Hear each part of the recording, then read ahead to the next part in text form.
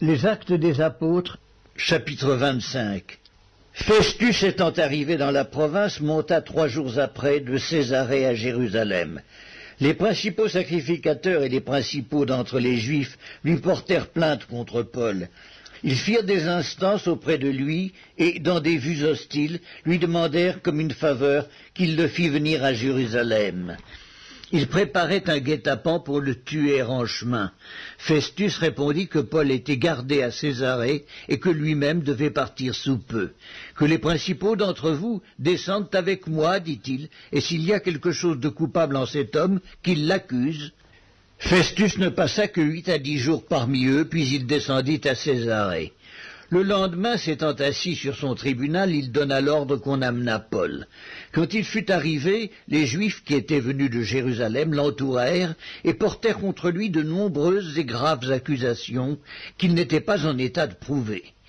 Paul entreprit sa défense en disant « Je n'ai rien fait de coupable, ni contre la loi des Juifs, ni contre le Temple, ni contre César. » Festus, désirant plaire aux Juifs, répondit à Paul, « Veux-tu monter à Jérusalem et y être jugé sur ces choses en ma présence ?» Paul dit, « C'est devant le tribunal de César que je comparais, c'est là que je dois être jugé. Je n'ai fait aucun tort aux Juifs, comme tu le sais fort bien. Si j'ai commis quelque injustice ou quelque crime digne de mort, je ne refuse pas de mourir, mais si les choses dont ils m'accusent sont fausses, personne n'a le droit de me livrer à eux. J'en appelle à César. » Alors Festus, après avoir délibéré avec le conseil, répondit, « Tu en as appelé à César, tu iras devant César. » Quelques jours après, le roi Agrippa et Bérénice arrivèrent à Césarée pour saluer Festus.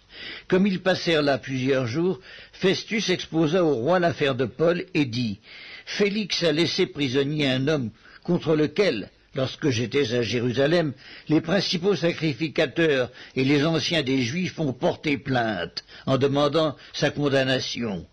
Je leur ai répondu que ce n'est pas la coutume des Romains de livrer un homme avant que l'inculpé ait été mis en présence de ses accusateurs et qu'il ait eu la faculté de se défendre sur les choses dont on l'accuse.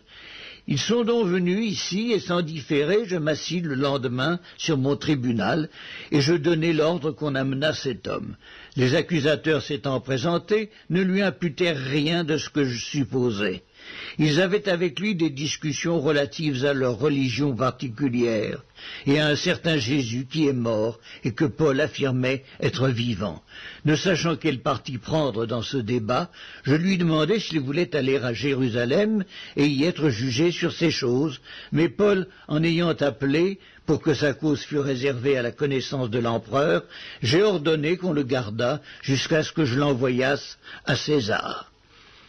Agrippa dit à Festus, « Je voudrais aussi entendre cet homme. » « Demain, répondit Festus, tu l'entendras. » Le lendemain, donc, Agrippa et Bérénice vinrent en grande pompe et entrèrent dans le lieu de l'audience avec les tribuns et les principaux de la ville. Sur l'ordre de Festus, Paul fut amené. Alors Festus dit, « Roi Agrippa, et vous tous qui êtes présents avec nous, vous voyez cet homme au sujet duquel toute la multitude des Juifs s'est adressée à moi, soit à Jérusalem, soit ici, en s'écriant qu'il ne devait plus vivre. Pour moi, ayant reconnu qu'il n'a rien fait qui mérite la mort, et lui-même en ayant appelé à l'empereur, j'ai résolu de le faire partir. Je n'ai rien de certain à écrire à l'empereur sur son compte. C'est pourquoi je l'ai fait paraître devant vous, et surtout devant toi, roi Agrippa, afin de savoir qu'écrire après qu'il aura été examiné, car il me semble absurde d'envoyer un prisonnier sans indiquer de quoi on l'accuse. »